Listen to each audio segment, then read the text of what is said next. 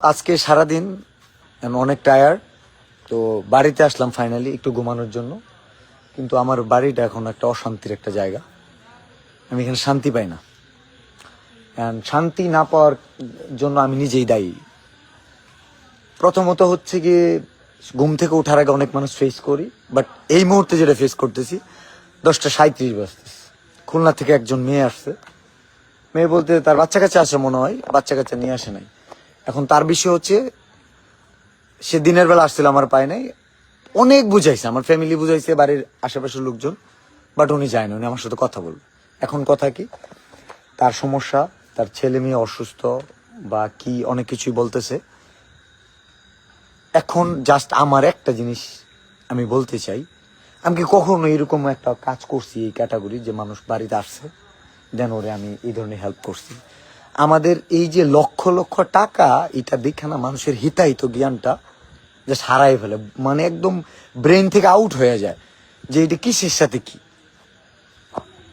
তার কথা শুনতে হবে। আমার কাছে যে মানুষগুলো আসে, বিশ্বাস করবেন না করবেন, হয় মানিব্যাগ হারায় যায়, আর এনআইডি কার্ড তো নিয়ে আসে না। আমি চোখের জলের মূল্য বুঝি না কেন জানি, কারণ আমি এখন অনেক মিথ্যে চোখের জল দেখছি, তো আমার কাছে এখন সত্য মিথ্যা বেড়া জালে গেছি, আমি বোঝা অনেক কঠিন হয়ে যায়।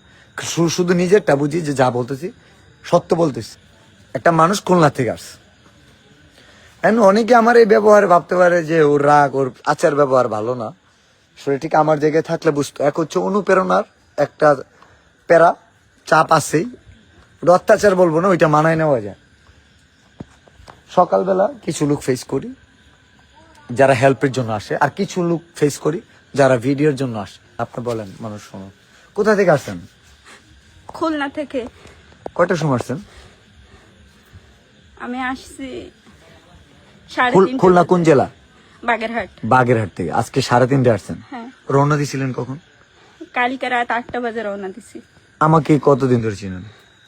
আপনাকে আমি অনেক দিন দিয়েই চিনি। আচ্ছা, আপনি কি এরকম কোনো ভিডিও দেখছেন যে এই ভাই, এই আপুটা বা এই ভাইয়াটা খুলনা থেকে আইছে, তার মানে খুলনা না, মানে অনেক দূর থেকে আইছে, তার এই সমস্যা, এই কারণে আমি কোনো সহযোগিতা করছি? এই অ্যাকচুয়ালি ভাইয়া আমি আসছি, আপনি যেটা বললেন না যে আপনি মিথ্যা চোখের জল অনেক দেখছেন, হ্যাঁ এটা আমি মানি। আপনারা ধরুন সত্যই, কিন্তু আমাকে জাস্ট এইটা বললেন আমি কি এরকম কোনো হেল্প করতে পারছি?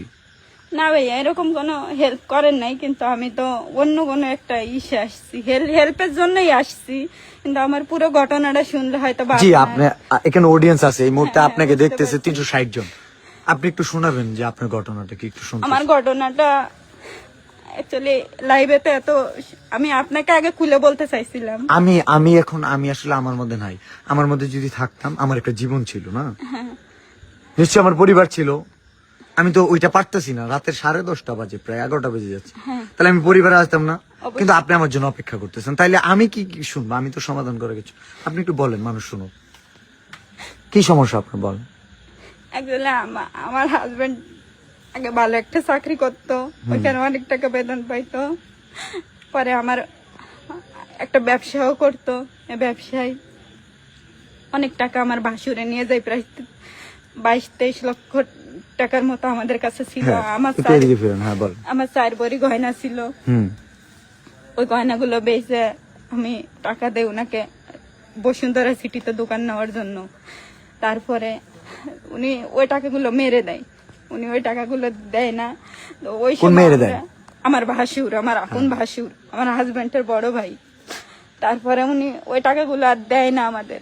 না দেওয়ার পরে আমার মেয়ের ক্লাস, মানে আমি সংক্ষেপে শেষ করতেছি, আমার মেয়ের ক্লাস 5-এ, সরি ক্লাস, আমার মেয়ে ক্লাস 1-এ পড়ে।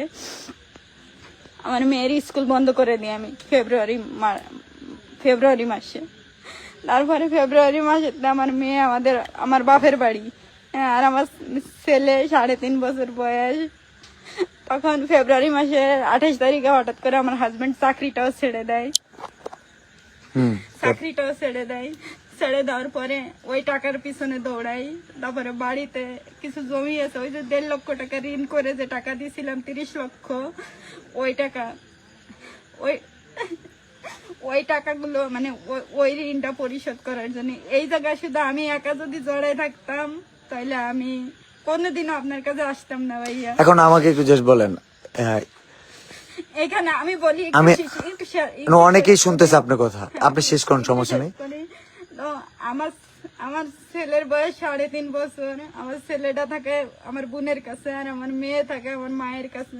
আমার বাপের বাড়ি তো অনেক টাকা লোন করে আনা হয়, হ্যাঁ, লোন করে আনা মানে কিস্তি তুলে আনা হয়।